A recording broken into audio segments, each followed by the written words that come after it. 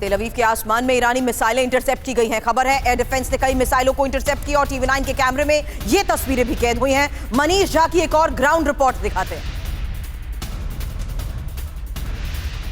एक बार फिर ईरान की तरफ से तेल अवीव को टारगेट कर मिसाइल दागे गए हैं और हम इस वक्त यहाँ पर मौजूद हैं और आपको दिखाने की कोशिश कर रहे हैं कि इस वक्त मिसाइल किस तरफ से आ रहे हैं। ये देखो रोहित, वो देखो रोहित, ये देखिए एक साथ कई सारे एयर डिफेंस को इस वक्त आप जाते हुए देख रहे हैं। आसमान में जो बहुत धुएं की लकीर से देख रहे हैं, ये एयर डिफेंस सिस्टम की तरफ से जो मिसाइल इस्तेमाल की गई थी उसका था और फिर उसने इंटरसेप्ट किया और ईरान के मिसाइल के इंटरसेप्ट होने की वजह से बहुत ही ज़ोरदार धमाका हुआ है। और ये हालत है इस वक्त तेल अवीव के आसमान का। और सबसे बड़ी बात यह है कि ये सिलसिला लगातार चल रहा है और देर रात के बाद फिर सुबह में और फिर अभी।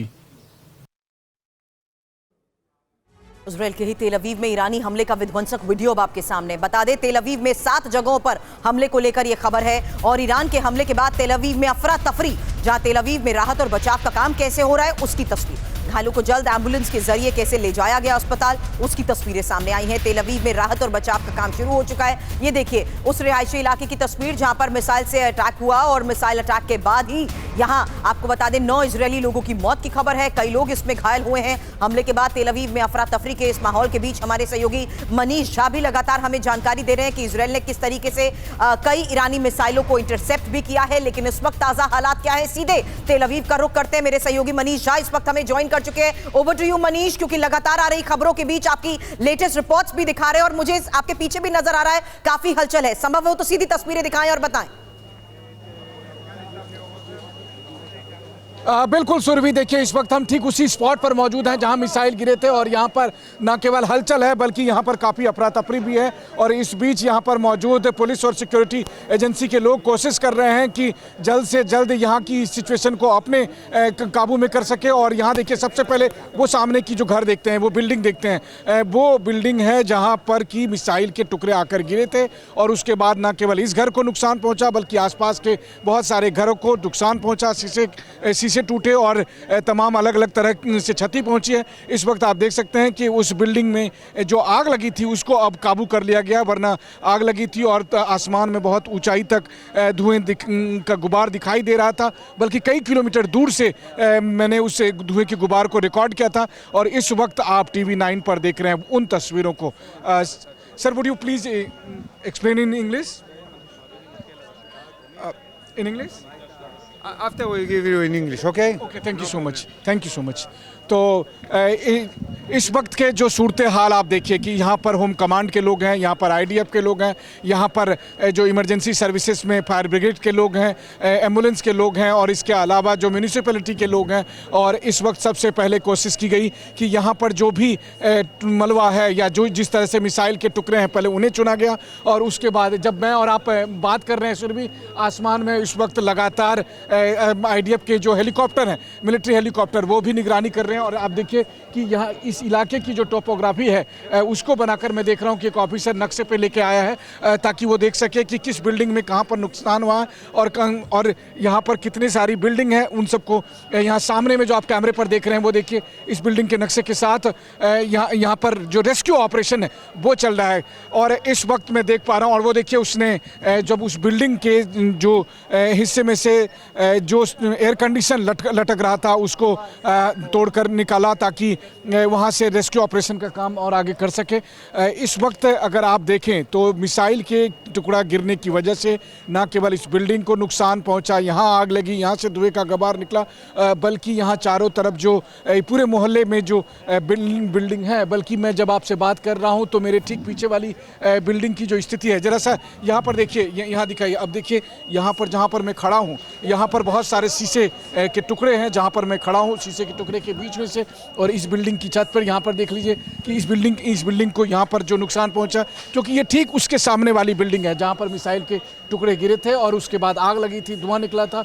और यहाँ पर जो आप स्थिति देख रहे हैं, ये देख रहे हैं इस बिल्डिंग के गेट के साथ, इस बिल्डिंग के साथ में न केवल यहाँ क्षति पहुँची है बल्कि इसका जो अलार्म है वो लगातार बजे जा रहा है और जिसकी आवाज़ साफ तौर पर आ रही है। और ये ठीक सामने सामने वाली बिल्डिंग का वो नज़ारा है जहाँ पर कि आप देख सकते हो। और ये देखिए कि यहाँ पर उस बिल्डिंग के ठीक सामने के हिस्से में जहाँ पर कि पूरी तरह से ये न केवल टूटा है बल्कि यहाँ पर कितना नुकसान पहुँचा है।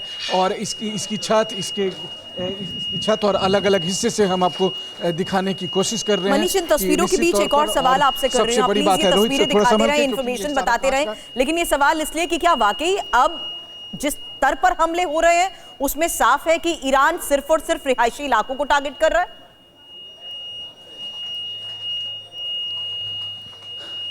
देखिए, ये बात तो सही है कि तेल अवीव काफ़ी घनी आबादी वाला इलाका है और यहाँ पर सब तरह की बिल्डिंग है। हाँ। अब चूंकि मिसाइल जब आती है तो 2000 किलोमीटर दूर से जब मिसाइल आती है तेल अवीव के आसमान में, और उस वक्त हम खुद भी जब कैमरे पर रिकॉर्ड करने की कोशिश करते हैं तो जो एयर डिफेंस सिस्टम है वो उस मिसाइल को इंगेज करता है, और उस मिसाइल को इंगेज करने के बाद जब वो इंटरसेप्ट होता है तो वो कहीं भी इंटरसेप्ट हो सकता है और फिर उसका मलबा अलग अलग जगह पर गिरता है, और कई बार तो उसका दायरा कई किलोमीटर के बीच में होता है। क्योंकि आप सोचिए कि आसमान में बहुत ऊंचाई पर मिसाइल इंटरसेप्ट होती है और उसके बाद फिर उसका मलबा जब नीचे की तरफ आता है तो फिर वो बहुत जगह पर बिखर जाता है। तो ये सूरत हाल होती है। अब आप देखिए कि ये तो वो वाली बिल्डिंग है, अभी जो आप लगातार आवाज़ सुन रहे हैं ये इस बिल्डिंग के अलार्म की आवाज़ है, और इसके अंदर एक बिल्डिंग के भीतर से हम आपको दिखाने की कोशिश कर रहे हैं कि देखिए यहाँ पर क्या क्षति हुई है, क्या तबाही हुई है। लेकिन ये ठीक उस